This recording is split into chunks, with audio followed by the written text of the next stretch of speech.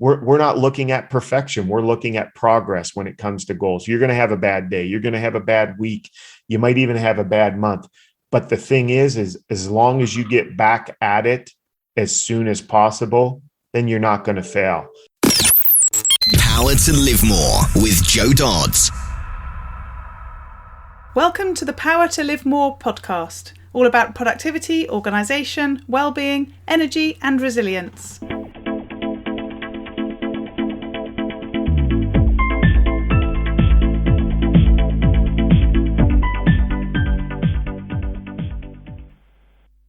I'm Jo Dodds, and I started this show to enable interesting people to share their stories about how they use their power to live more, and by that I mean to do the stuff that they want to do more than the stuff that they need to or should do. It's about creating a life for yourself where you have the energy, health and space to be happy and fulfilled, spending your time as you'd like, whether that be at work, home or somewhere else entirely. That's your choice. Hello. My name is Ellie Dodds and I am co-presenter, and today Jo is interviewing Nelson Tressler. Nelson is a motivational speaker and the author of the Unlucky Sperm Club. He is the founder and CEO of IGOTSMARTER / Goals Elevated. Nelson has used goals and personal development to design a life that he couldn't have imagined as a child born to a 15-year-old mother. Nelson became the first person in his family to graduate from college, served in the US Air Force, became the top worldwide producer for a top commercial real estate company. And he started over 10 businesses, including one of the country's largest privately held pet resorts. Back to the studio. Today I'm interviewing Nelson Tressler of IGOTSMARTER. Welcome, Nelson. Thanks for joining me. Yeah, thank you so much for having me. I'm excited to have a good conversation. Yeah, absolutely. So start by telling us who you are, what you do, and crucially, where you do it. Yeah, I have quite the original origin story. My mom got pregnant with me when she was 15 years old. While she was pregnant with me, her father, who was a local trash collector in a small town, drove into the town square. There, he spotted 2 police officers. He stuck a gun out the window and opened fire on those police officers, killing one and critically wounding the other. And eventually my grandfather was captured and brought to stand trial for what he had done. And during his trial, where he was facing the death penalty, my mom got up and testified while she was pregnant with me that the reason that her father had shot and killed that police officer was that police officer had raped her, and she was now pregnant with his baby, who was me. And my mom's testimony worked. My grandfather's first trial ended in a hung jury. Eventually, the state took the death penalty off the table, and my grandfather was eventually found guilty and sentenced to life in prison without the possibility of parole, where he ended up spending more than 40 years behind bars for what he had done, leaving behind in this small town my mom, her 14 brothers and sisters, and now me to deal with the circumstances of what he had done. Eventually, I'm born to a 15-year-old mother in a small town under these type of circumstances where everybody knows your business, and specifically, what my grandfather had done. This was the biggest thing that ever happened in this town, in this county. So everybody knew who I was and what my mom was. And eventually, my mom gets married to the man who would become my stepfather. We quickly come to realize that he's an alcoholic, that he's very physically and emotionally abusive to me and my mom almost on a daily basis. Eventually, my mom and him have 4 children in quick succession. And because of the lifestyle they're living, a lot of the basic needs of my siblings fall upon me as the oldest. Bottle feeding, diaper changing, waking up at 2 a.m. to put babies back to sleep. And this was having a huge adverse effect on my education, because my mom would rather me stay home with her and help her with the kids than to go to school. And I remember, going the last day of 4th grade and being excited to find out who I was going to have for homeroom for 5th grade. And I look down at my report card and I see that I have straight Fs and that I'll be repeating the 4th grade. I had missed 50 or 60 days of school that year. The following year, I get placed into special ed to get the help that I need. I can't read, I can't write, I can't spell. Come to find out I have dyslexia. And that's the way my life was going until one day my stepfather was walking home drunk from a bar, and there was somebody else driving home drunk from that bar, and they ended up hitting and killing him. And it's at this point of my mom's life, she's lived a brutal life up to this point, but losing my stepfather broke her. She had dropped out of school in the 8th grade. She's never worked outside of the home. And no matter how hard she tries to wrap her brain around how she's going to care for 5 small children, she can't do it. So it's at this time that she decides that she's going to take her own life, and she attempts suicide. And unfortunately, she wasn't successful in her suicide attempt. But when she did get out of the hospital, it was at that time that my family got split up. And I went to go live with my grandmother, who was the wife of the man who shot and killed the police officer. And it's at this time, for the first time in my life, I don't have to worry about getting beat. I don't have to worry about caring for my siblings. I don't have to worry about food in the house or heat or lights. That was not always the case when I was living with my mom. So I started to reflect upon where my life was going. And I saw that it was heading in a direction that I didn't want to end up. And one day a counselor came in from a local university, and they talked about what it would take to get into college. And kind of the bells and whistles went off in my brain. And I'm thinking, man, if I could get a college degree, my life would be set from there on out. And you know what happens whenever you tell yourself you're going to do something that's hard and difficult? That voice in the back of your head just starts screaming at you all the reasons you shouldn't even try it. And I remember, as soon as I said I was going to go and try to get a college degree, I remember thinking, Nelson, you're in special education. You can't read, you can't write, you can't spell, you have dyslexia. Of the family that I came from, of my mom's family, of those 15 children, only 2 had ever graduated from high school. None had ever even gone to college. But I had no real hope of living a successful life if I didn't change something up. So a long story short, it took me 12 years. It took me 4 different universities. It took me 4 years in the United States Air Force, but finally I became that first person to graduate from college and get a college degree. Should I keep going? I'm just thinking, wow. I mean, I've got so many questions. I suppose, as you say, you said that you have got the origin story. I mean, this is like, I don't know what I read in books or see in films, and you lived through it. I'm really interested in where that sort of need to change your life and move forwards and persevere came from, because it didn't sound like that was something that would perhaps have been natural. It may have been. I mean, I guess where your family were, they were dealing with a lot of things themselves, just different things, and ending up with different results. But do you know where that came from?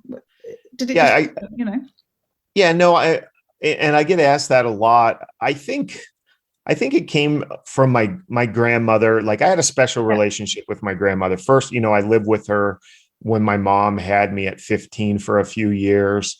And then I went back to live with her. But we had that special relationship. And my gran, pretty much every day of my life, would look at me with these eyes and just say, Nelson, you're going to make something of your life. And she would say it so passionately and so strongly. And, I loved her so much. And I think a lot of it came from me wanting to prove her right. Mm-hmm. And some of the drive came from that. I think some drive came from, I was that kid. No one expected anything out of me. If I ended up in prison, I don't think too many people would have been surprised. Mm-hmm. And so I was always kind of looked at as damaged goods. And I think a lot of the drive also came from that I was going to prove the people wrong, that, I wasn't, I was worth something, that I could be something. And so I think some came from that. And then I got placed into the Big Brother, Big Sister program, where they assign you a mentor. And I got a great guy who believed in me, and I kind of saw some contrast on how other families were and how other people kind of looked at the future of their lives. And I saw some of that. And so that got me on my way. But when I went to college, I went for a year. I went to play football. That's what got me into college. My grades were still horrible, but I couldn't afford to go back to school. I owed $3,500 after my first year, and my gram made $4,800 a year on Social Security. So there was no way I was ever going to be able to go back. And that's when I decided I would join the Air Force on the GI Bill, which pays for you to go to college after you serve 4 years. Right. And I remember it was the first time I'd ever flown, and I'm in that airplane and I'm looking out the window and I'm just thinking, you know what? Where I'm going, nobody knows who I am. Nobody knows what my last name represents. Nobody knows what my grandfather did. I can be anybody I want to be. And it was like the most liberating thing as I was flying in that airplane, knowing that it was up to me now to create the life that I wanted to live. And I think because I had kind of been shackled by my family's past, I think whenever those fell off, I felt like, geez, this is easy now. I can go for it. Yeah. And, eventually I did get my college degree. And then I realized, hey, I can do hard things that take a long time, things that are very difficult, but I can do them if I set my mind to it.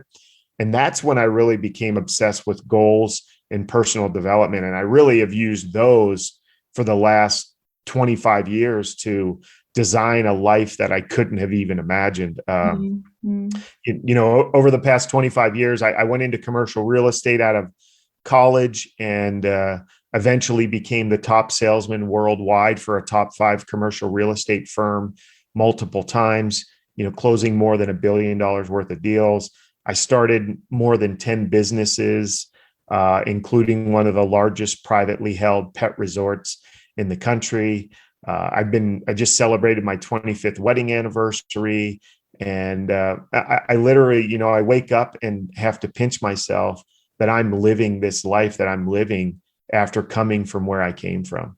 Yeah. I do wonder, actually, interesting, the point you make about sort of going away and being able to leave everything behind, whether, that's one of the downsides of this online social media world, that people, it's much harder to move on, especially if you've got people being, curious and negatively curious and trying to find information out. It's much more available now, isn't it, than it would have been back then. I guess, that in itself will make life harder for some people, not to be able to sort of reinvent themselves, not having that opportunity in the same way.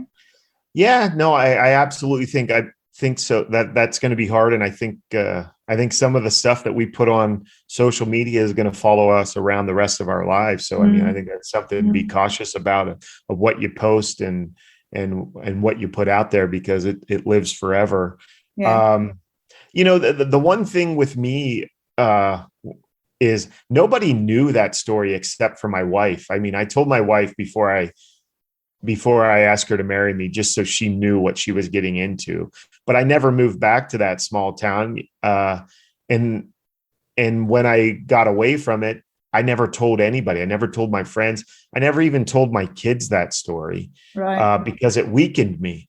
And, I was able to exit some businesses and retire from real estate and figuring out, okay, what do I want to do with the rest of my life?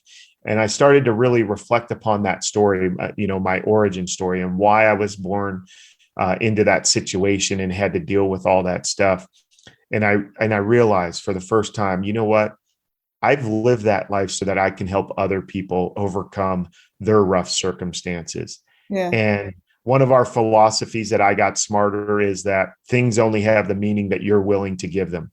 I believe you get to assign meaning to everything that happens to you. And if you get to do that, why on earth are we assigning so many negative things? I mean, I'm not talking about walking around with rose-colored glasses in a Pollyanna world, but if you dig deep enough, you'll find that silver lining eventually. And just like the circumstances of my birth, forever it weakened me. I never wanted to talk about it, and I regretted that was part of my life. And then when I gave it a different meaning and realized that story is going to help, thousands and thousands of people take control of their own circumstances, then it started to inspire me and motivate me. And now I love sharing that story, and I seek out, podcasters like you who will let me share that story. The circumstances are the exact same. The only thing that's different is I gave it a different meaning, and we get to do that with everything in our lives. Yes. Yeah. Can you remember that first time that you shared that publicly? Yeah, it was when I started I Got Smarter. I had a conference, a meeting to talk about the business, and I wanted people to realize that, these philosophies, these strategies, this program is not something that I just pulled off of the internet and thought would work well. It was something that I have used, to go from horrible circumstances to, a life that I couldn't have even imagined. And I couldn't even share it as if it was me. I had to share it in the third person. So I shared it as if I was talking about somebody else. And then at the end of it, I told them who it was. But yeah, I couldn't even share it like it was me, because it was so difficult to share. Well, thank you for sharing it on here. It's just still, you start the story and it feels really, big and all that potential trauma and so on, and then you just keep adding to it. It wasn't just one thing, was it? It was so compounded. But how everything has changed. So tell us about I Got Smarter. What do you do there? How do you work with people? What's that look like?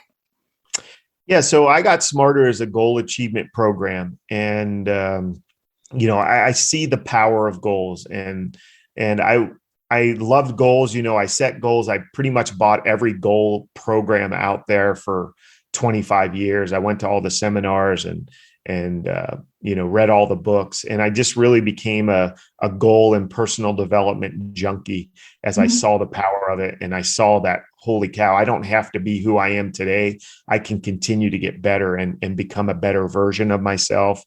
And I saw what worked as I was achieving my goals and what didn't work. And eventually people would kind of know me as a goal guy, and I would give talks on it. And people would come up to me and say, I really need to work on my goals. And I would sit down and work with these guys. And I didn't charge. I was just doing it to help them out. And I'd spend 3-4 hours with them, teaching them everything that I kind of did to set goals and all that. And then I'd be excited for them. But then I'd see them, 3-4 weeks later, and I'd be excited and ask them, how are the goals coming? And their head would kind of drop, and they'd say, oh yeah, I got to get back at it. And I'm like, geez, I spent 4 hours with you and you couldn't last a month or 3 weeks. Yeah. And I realized that, people needed some sort of accountability. And so I would volunteer, like, hey, let me be your accountability partner and you be mine. And what I saw was not only did their goal achievement go up now that we were kind of partners and I was helping them stay accountable to what they said, my goal achievement went up, and I knew I was on to something. And eventually I got so busy, I was with 3 or 4 people helping them. And then I decided I would start a group with people who wanted to achieve their goals. And we would rotate partners and have a monthly meeting and correspond with each other as partners. Each month we rotated partners. And everybody's goal achievement went through the roof. I mean, and these are good guys who are very successful. I mean, there were surgeons and lawyers and doctors and business owners, but there was a guy in there who was unemployed, and no matter what position they were in, they all kind of went to a different level of life and goal achievement because they were living in with a focused mindset.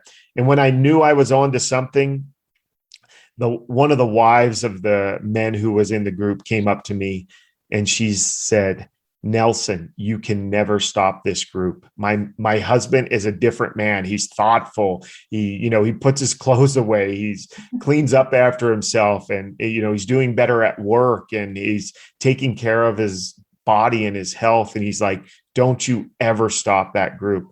And then 6 months later, all the wives of the men who were in my group started their own goal group because they saw how much their husbands have changed and what a difference it made in their lives. And that's when I knew I was on to something, and I loved doing it. And that was about 10 or 12 years ago. And eventually, after a few years, the group kind of split up because people had moved away and all of that. But I always had that in the back of my mind. And when I was able to exit, the pet resorts and the other businesses and retire from real estate, I was like, what am I going to do with the rest of my life? I'm not, it's not in me to sit there and watch waves crash on the shore, all day. And I started to think about this and how it can change people's lives. And so, I sat down and I wrote the program, and I designed an app to make it easy, because there were always things that we thought would really help people stick to their goals more consistently, and just came up with it and got it out there. And it is changing people's lives, no matter where people find themselves in the ladder of goal achievement, whether you think you're a good goal achiever or you've never made it past January, on your New Year's resolutions. This app will help you do it. And there's so many things in it. We break big goals down into 4-week sprints, and we have a success partner that knows when we're in the app and doing our morning and our evening rituals. And there's just so many of those things that I saw where people failed that we've built into IGOTSMARTER, that really the only way that you can fail at a goal is if you give up, and the app and the program and the community makes it so you never want to give up, and you understand that, it's a process, and it's not perfection. It's progress. Mm. So talk us through a bit of what that sort of process looks like. I mean, as you say, many people set goals and stick to them to a greater or lesser extent. There's a whole spectrum. What are what keeps people, or what do you suggest people do to keep, apart from follow your program, obviously, to keep with their goals? Because, as you say, some people just seem to naturally go from step to step to step and everything goes swimmingly, and other people just struggle with the whole concept and everything in between. What sort of advice have you got for people around setting goals and more than that, sticking to them, achieving them? Yeah. So, well, in my program, like, IGOTSMARTER is an acronym. So the very first letter is I, and it stands for the individual. Everything with goal achievement is about becoming that version of yourself that can achieve that goal. Everything starts and ends by the person that you're becoming, that, us always striving to reach the potential that lies within each one of us.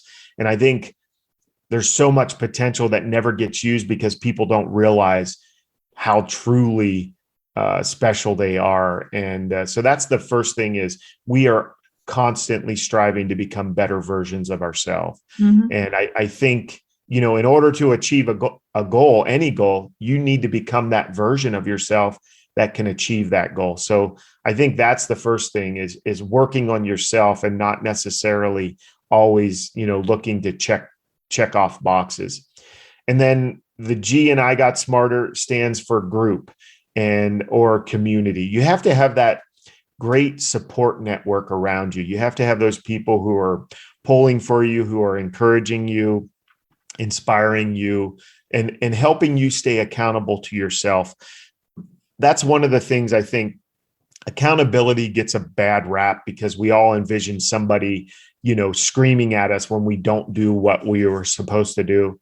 But the one thing with goals these goals have to be your goals. They can't be the world's goals. They can't be your spouse's or your children's goals. They have to be your goals. And because of that, you're not accountable to anybody except for yourself.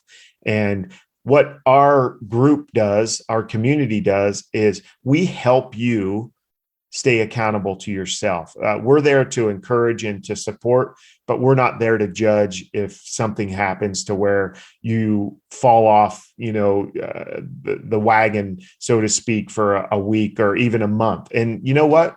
That's going to happen. And we also teach that we're not looking at perfection. We're looking at progress when it comes to goals. You're going to have a bad day. You're going to have a bad week. You might even have a bad month. But the thing is as long as you get back at it as soon as possible, then you're not going to fail. The problem that a lot of people do is they have a bad day, a bad week, and then they just throw up their hands and they want to wait till some arbitrary date comes along to start over again, whether it be. I get that. Yeah, I put that in my blog only the other day. Exactly that. I don't know, people are trying to eat healthily and it goes wrong for an afternoon and then they just eat badly for the next few days until Monday. Yeah, exactly. So doing that. And then also along those lines is one of the T's in I Got Smarter just talks about time, but we break all of our goals down into what we call a 4-week sprint. And people set annual goals. Annual goals don't work for a lot of different reasons. I mean, a lot can happen in a year, as we just found out in 2020. But also there's no real urgency when you set an annual goal. There's, it always feels like you have time to catch up if you don't do something today or this week or even this month. And then you're scrambling at the end of the year to try to achieve these goals. And a lot of times you realize like, oh, I'm not going to be able to do it. But when you learn how to take that big goal and say, okay, what am I going to do in the next 4 weeks that not necessarily gets me that big goal, but I'm setting a goal in these next 4 weeks that's going to get me closer to that. And, maybe your overall goal is to run a marathon, but let's break that down and say, okay, I want to be able to run a 5K without stopping in the next 4 weeks. And then we teach you how to break that down into milestones so that you can gauge your progress. And now your mind has that urgency and your mind knows exactly what has to happen today, tomorrow, and, this next 4 weeks to get you to achieve that goal. And that goal is always top of mind, as opposed to, I haven't gotten off the couch in 2 years and it's my goal to run a marathon. And then it feels like, well, geez, what can I do today to be able to do that? I'm so far away. But if you give your mind something that's very obtainable, like I can run I can run a mile in the next month without stopping. And maybe first of all, I'm going to walk a quarter of a mile. And, next week I'm going to run a quarter of a mile. And then I'm going to be able to run a quarter of a mile and then walk another quarter mile to get up to a half and so on. And your mind loves that progress. And that's what this program does in these 4-week sprints is really breaks it down. It shows you that you can progress. It gives you those mini wins. And then it also creates that urgency. And then, you talked about having to start over because you messed up. The one great thing about our program is you're 4 weeks away from resetting, evaluating and then readjusting your goals if you need to, and even focusing on different goals. We only focus on 3 goals at a time. And I think that's another problem that people fall into is we all have hundreds of goals. And if you're focused on, 100 goals or even 10 or 12 goals, chances are you're not focused on any. So we focus on 3 goals every 4-week sprint.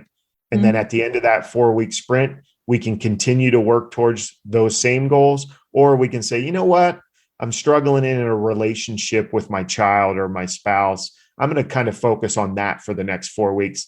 And I'll keep my, marathon goal and I'll keep my finance goal, but I'm going to switch up this to that. And that now every 4 weeks, you get to readjust and really focus on those things that are important to you, very time sensitive wise. And how do people sort of do the work and focus on those things they need to be focusing on? Because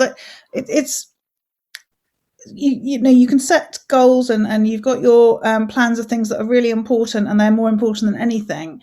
But urgent stuff still often gets in the way. I mean, I was talking to some of my members this week. We had a Get It Done session that we have every week, and we were saying how we'd each of us done something that was like really important, but had been hanging around for like ever and hadn't got done. And, you know, what a relief it was. But it just reminded me of how even when things are, you know, really important, often they still don't get done because the urgent stuff gets in the way. How do people make sure those things are happening in that sprint? Sure. Yeah. So every morning in the app, we do what we call a morning ritual. And it goes through, you know, first of all, it goes through gratitude and just having that attitude of gratitude and pointing out that's something you're grateful for. So we kind of prime the mind with that. Then the morning ritual, it teaches us success philosophy, either from IGOTSMARTER or one of our philosophies or something along those lines. And then every morning we review our goals through the app. And then after reviewing our goals, it takes us to the to-do screen for our goals. So we've just reviewed our goals. And now we're like, okay, what do I need to do today in order to achieve that goal? And it shows you your milestones and everything. But so now you've put that in, okay, marathon, you know, I've got to run my half mile today. And I also have to, you know, eat, you know, 1,500 calories or what have you. And so you've spelled that out, and then it runs you through the rest of the morning ritual. And then you end. And then when you end your morning ritual in the app, it automatically populates your task list for what your goals are. And it allows you to input other things that aren't goal related. So you can use this app as your to-do list, your task list. But now, after taking 5 to 7 to 10 minutes to really plan your day and really plan those things that are important, that are going to move the needle, now all of a sudden you have a list that's populated. And now you just look at that list and start doing the things and checking them off. And what you find out is taking that 10 minutes to really plan your day and to really focus on those things that are super important and not get pulled off on things that are urgent but not necessarily important. What you realize is you get these things done because they're there, and you end up actually having a lot more time because you're not bouncing from one thing to another. You're focused on your goals. And now you can do, after you get that to-do list done, now you can do the other things that are urgent that may not move the needle of your success as much as the things for the goals. But it's about prioritizing, because, you know, a lot of people talk about time management. We can't manage time, but we absolutely can, you know, manage our priorities. And that's what this app helps you do. Mm-hmm.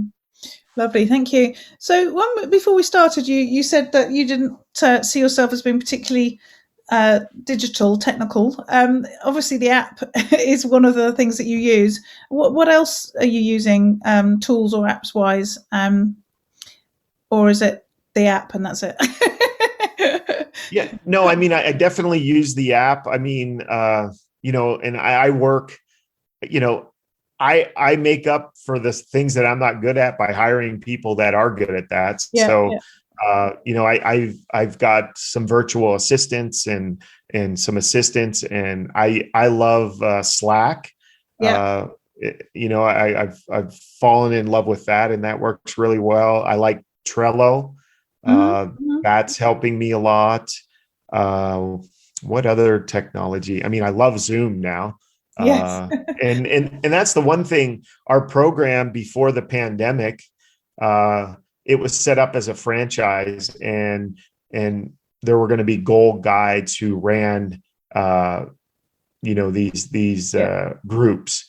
But after the pandemic, and now everybody knows what Zoom is, now I can be the goal guide for anybody around the world. Yes. Where that wasn't going to be able to be the case. So, I mean, that's another one of those things that you think, yeah, the pandemic was horrible, but there are going to be some really good things that come out of this. And that was one of them is now I can be that goal guide for hundreds of people, for I Got Smarter, as opposed to me teaching my philosophies and strategies to somebody else. And then they meet in a in-person group. And it's never as good as from the original. I mean, and so I'm really excited about that, and really excited about being able to help more people individually, because of Zoom. Yes. Yeah. And you talk about virtual assistants and also using people to sort of fill in gaps in your own interests, capabilities, whatever. What tips have you got for working with other people? Many people want to do that in one shape or another, whether it's through employees or outsourcing or whatever. Not everyone does do that, and often people do it but aren't very good at it, so it causes more trouble than it solves. What tips would you give? You know what, I've run so many different businesses at the same time, so I've kind of been forced into delegating really well. I was in commercial real estate and doing that full time, but I also was opening businesses and running those businesses, and, making sure that the processes and the procedures and the people, the 3 Ps, were all in place there. And then they could run without me there. And that was one of the key points when I was able to exit those businesses, was that I ran those businesses. They didn't need me to run. They were running without me because of the processes and procedures and the people that I put into place. So when people came to look for an investment, they loved it because it wasn't the person who was there, who the owner there every single day, pulling the strings to make sure that the business ran great. And then a lot of times you buy a business like that and then they go away and then the business goes away. So I think delegation is a huge thing, and learning how to delegate. My kind of thing is, if somebody can do it 80% as well as I can do it, I delegate it. And it costs some money to do things like that, but it definitely frees me up to do the things that only I can do, as opposed to content and all those things that I love to do. I don't have to worry about. I don't like social media. I don't like doing the designs and all of that stuff.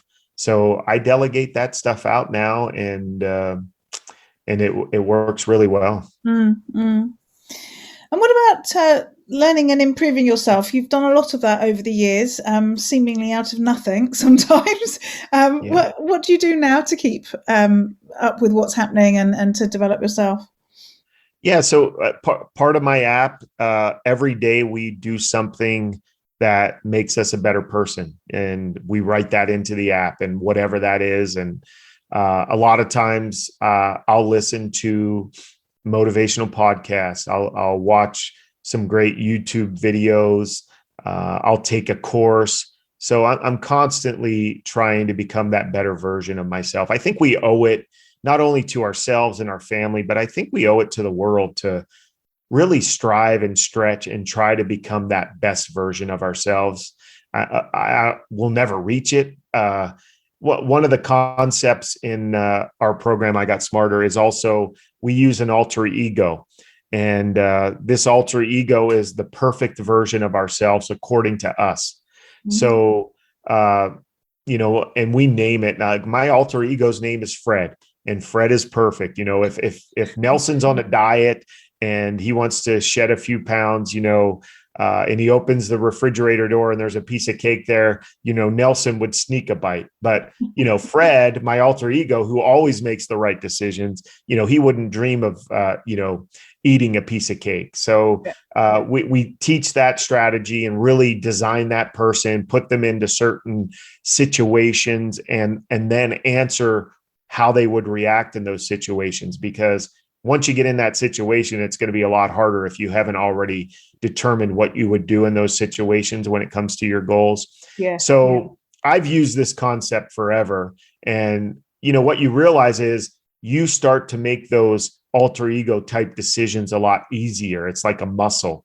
And what eventually happens is you and your alter ego start to grow closer and closer together. And then you start to realize there's even more and better decisions. And, I'd like to think the first alter ego, that I set up with Fred, the current Nelson has surpassed that and has become better than that version. And now Fred is even better. And I keep striving to get closer and closer to him. But, it's just a great strategy to become, to stretch yourself and to become that best version of yourself. We all have that person, that voice in the back of our head that's always telling us to do the right thing. And this is a great strategy to listen to that voice a little more regularly. Yeah. Yes. Yeah. I love that. It's that sort of future self thing, isn't it? Is key. What would my future self, if it was going brilliantly, be thinking of what I'm doing now? Yeah. Lovely. So, last couple of questions then. In fact, no, I've got another question before my last two.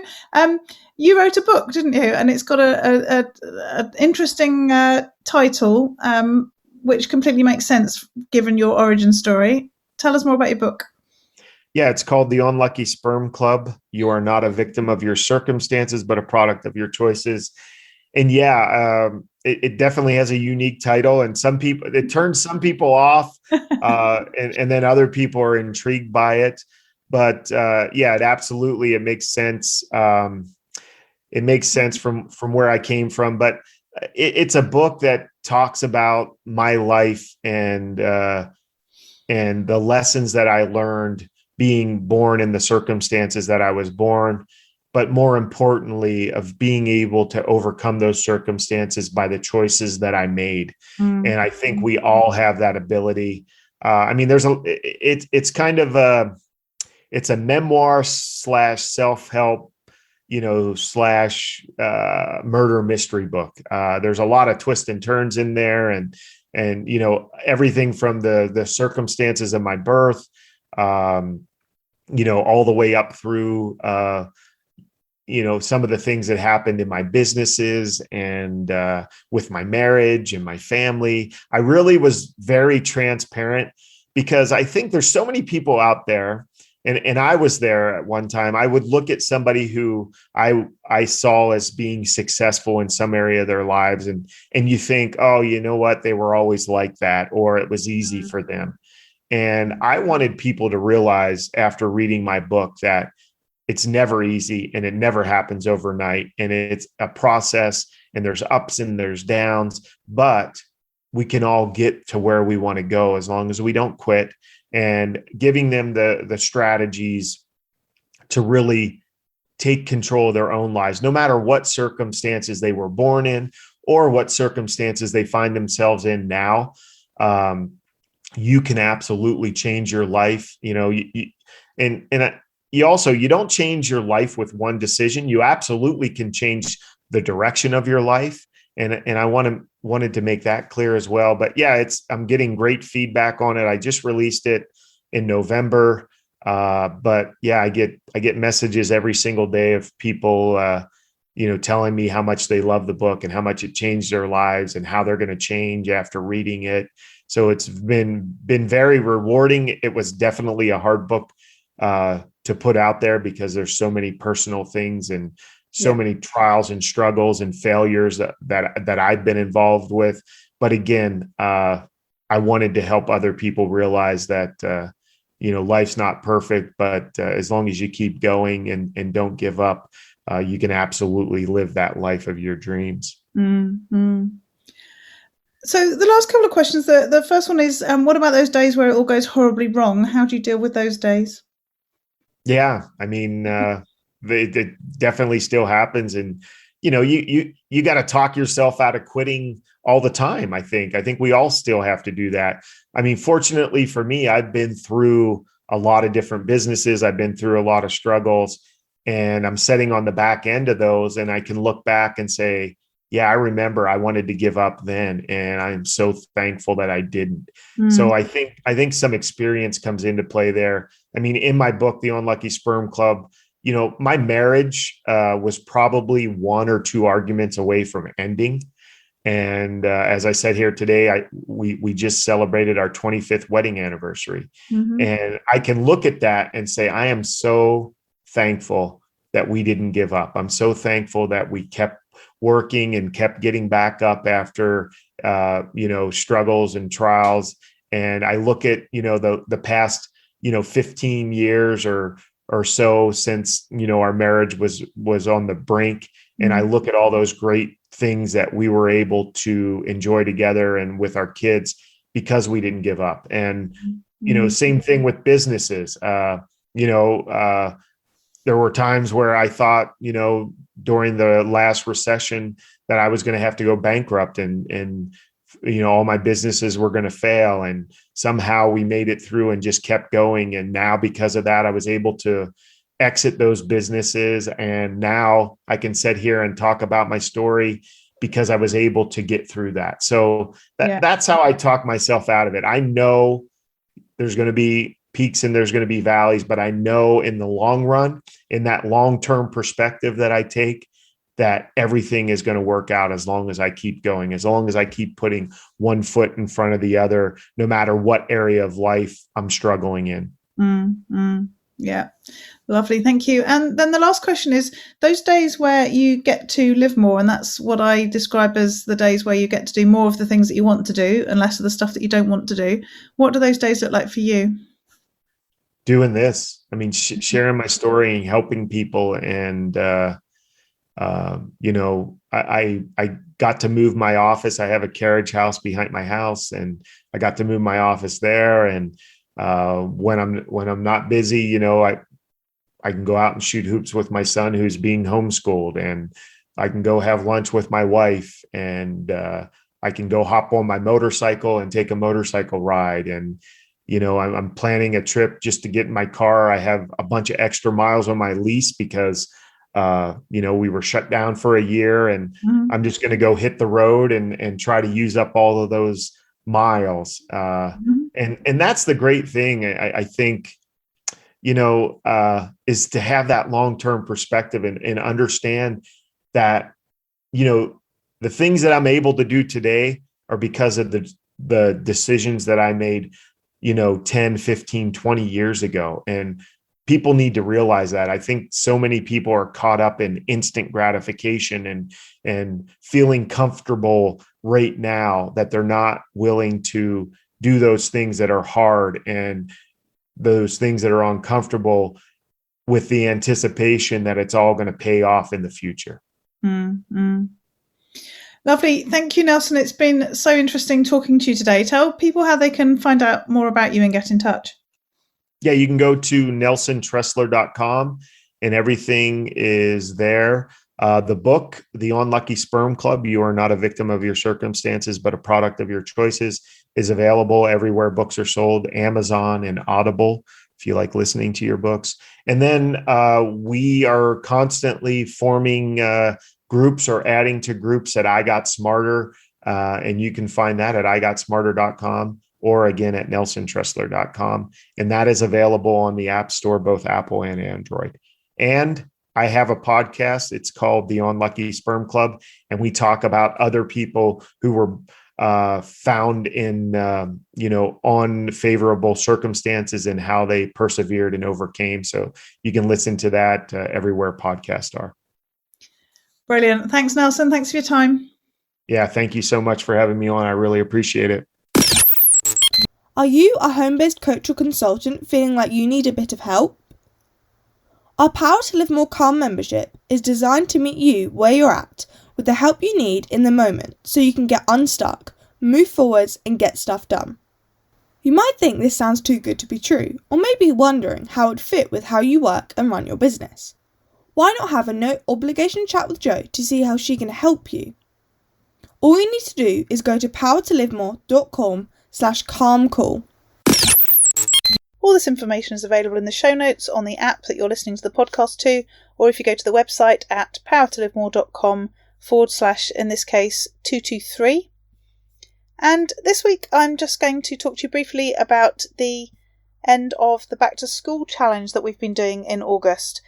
This week it was all about automation, so we talked about the importance of optimizing your processes before you automate them and before you outsource them for that matter, so that you're not automating or outsourcing a particularly bloated, inefficient process in the first place. So we looked at optimizing the processes that you have within your organization.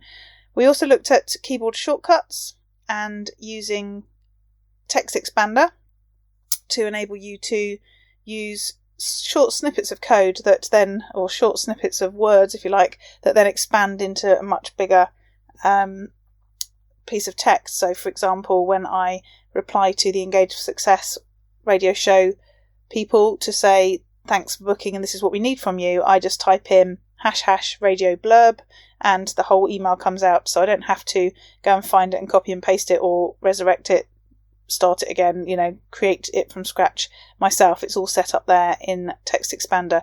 And then things like if you want to book a call in with me, I can send you a link to book in a 30-minute call, and the link for me is # 30 30mm 30-minute meeting, and that converts into the code that you need to get that calendar booking in my diary. I wouldn't be able to remember that code normally, but obviously the Text Expander snippet is easy for me to remember. So all sorts of things like that. So we talked about Text Expander. We also talked about calendar bookings and how that can really help you to appear professional as a coach or consultant, to allow people to book into your diary without going through that whole email or phone tennis trying to find a suitable time.